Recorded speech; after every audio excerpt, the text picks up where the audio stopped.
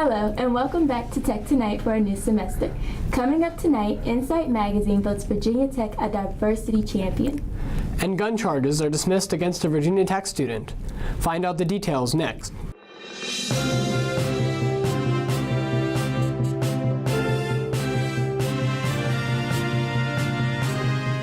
Welcome to Tech Tonight. I'm Denasia Dunaville. And I'm William Redman. The Insight into Diversity publication recognizes Virginia Tech as a 2018 Higher Education Excellence in Diversity Award recipient and a 2018 Diversity Champion. According to the Virginia Tech Fact Book of 2017 to 2018, the percentage enrollment of Black or African American students was 4.3%, Hispanic students was 5.6%, and Native American or Pacific Islander was 0.1%. While the school was excited to announce their accomplishments, many students took to social media to express their reactions. One student, Osei Dejan, whose photo was posted in the article, expressed how he was told the photo would be used to highlight Black student organizations and asked for the university to delete the picture under false pretenses. The university has since changed the photo.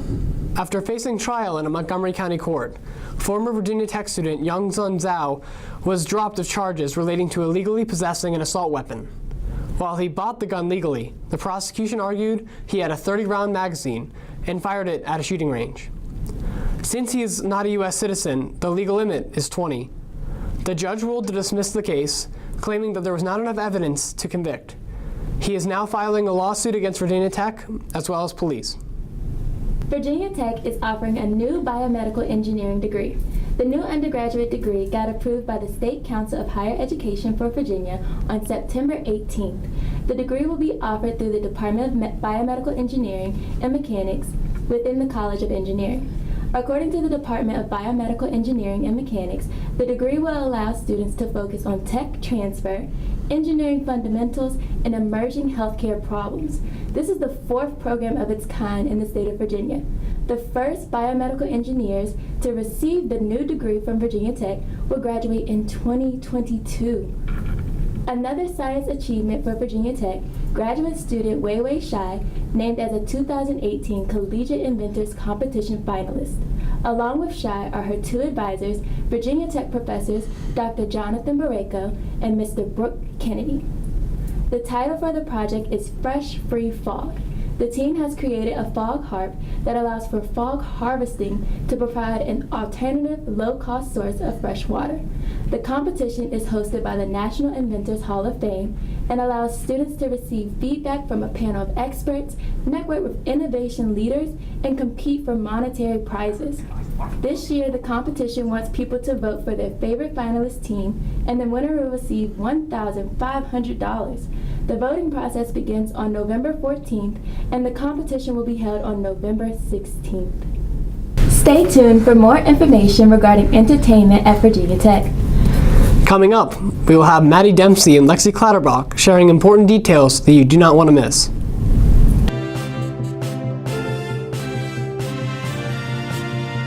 Yes, the rumors are true. The Hillel at Virginia Tech presents Jesse McCartney live in concert. The venue will take place on Tuesday, October 23rd at the Lyric Theater in Blacksburg, Virginia. Doors open promptly at 6:30 p.m., but unfortunately, Hokies, due to popular demand, the concert is sold out.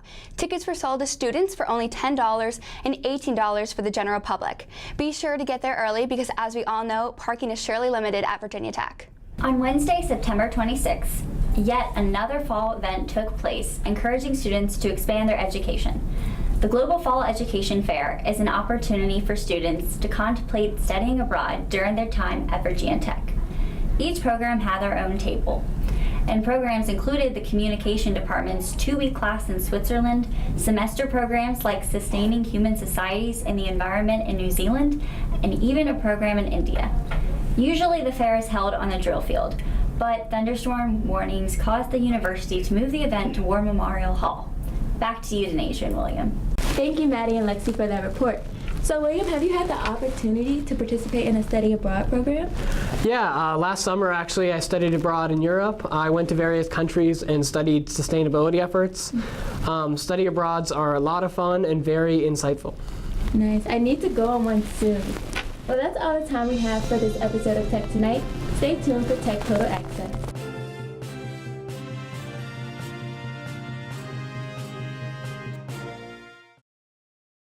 Welcome to the first episode of Tech Total Access. I'm Adit Mahmood. And I am Zach Nair. In this episode, we will recap everything Virginia Tech sports, and then preview the Notre Dame game this Saturday. The 21st ranked men's soccer team has started the season 6-2-2. Last Tuesday, they played an out-of-conference game against South Carolina. The game went into double overtime, with the Hokies falling to the Gamecocks 2-1. Junior forward Nico Kwashi scored Tech's. This Saturday at 7 p.m., the men's soccer team will play an away game against North Carolina. The women's soccer team is also doing well, going 5-2-3 in the season. Last Thursday, they played 6th ranked Virginia. Reporters Jaden Ramirez and Devin Shepard were at the field covering the most recent game in the Commonwealth rivalry. This is Jaden Ramirez reporting for BTTV here at Thompson Field with number 6 Virginia facing off our Virginia Tech Hokies.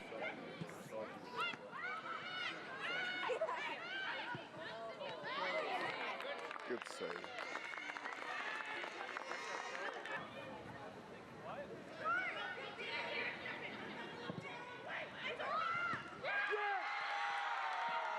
Goal! Virginia Tech!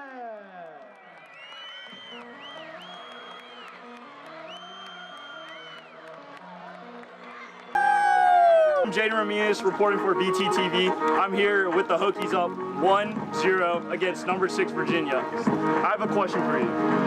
Do you like milk? I love milk. Huge fan.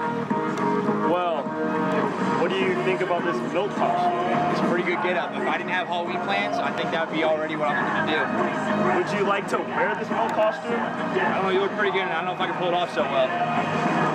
What happens if I offer you some milk? Ooh, I think UVA needs some milk. They've been looking a little weak tonight, but it's all right. Virginia Tech, you know what we're gonna do tonight. So I'm taking the milk. I'm gonna say yes.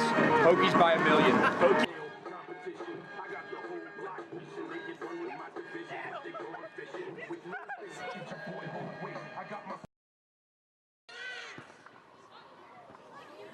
Oh shit.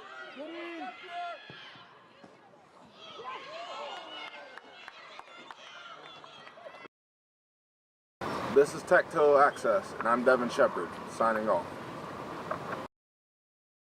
After upsetting Virginia on Thursday, they beat Pitt 2-0 on Sunday. They will have another chance to upset another ACC rival when they play an away game against Duke this Sunday. So, Adit, what does the offense need to do this week against Notre Dame? Right now, Ryan Rillis must make good decisions with the football. The Fighting Irish right now are 6th in the country and are ready to pounce on any mistake that the offense makes. There are several players on the offense that the Hokies must depend on. The big position right now is the running backs. Senior Stephen Peoples has averaged 5.5 yards per carry. Deshaun McLeese has done some big runs. If both of those guys can open up some of the running lanes, that should reduce some of the pressure on Ryan Willis, create a balanced offense, and create more space for receivers like Eric Kuma and Zakiah Grimsley to do some damage. If Ryan Willis wants to make some big plays that are going to be on SportsCenter, we have wide receiver Damon Hazleton. In every game this season, he has scored a touchdown and has averaged 21.23 yards per catch. This game could come down to who makes the big plays on the offense, and Damon Hazleton could be the big difference. It's the local guy from Galax, too. Oh, yeah. As for the defense, the big story after the ODU game was the dismissal of Trayvon Hill. And the story last week was against Duke is who is going to step up when we lost the #1 contributor on our defense. Now, that question was answered wholeheartedly with junior defensive lineman Howshon Gaines.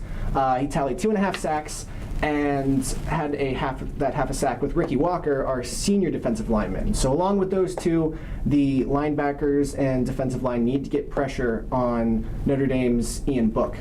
A week after giving up a record high 639 yards total against ODU in Bud Foster's career, which I believe was a franchise high for him, they bounced back nicely, only allowing 327 total yards against Duke, and that included only 71 rushing yards, so keeping them underneath 100 yards rushing. The Hokie secondary will need to find a way to slow down an electric quarterback who is averaging just over 300 yards in his 2 starts and has thrown 7 touchdowns so far this season in the Fighting Irish's Ian Book. Ian Book also has a running game as he has included 3 rushing touchdowns as well. Yeah, and right now the Hokies defense is really young, with most of the team being either freshmen or redshirt freshmen. So this is going to be their first big test against a big-time opponent in a national spotlight. If they can play like they played at Florida State, I do not see a reason why we could not steal this one on a beautiful Saturday night in Blacksburg. That's all we have for the show today. My name is Zachary Nur. And I'm Adit Mahmood, and go Hokies!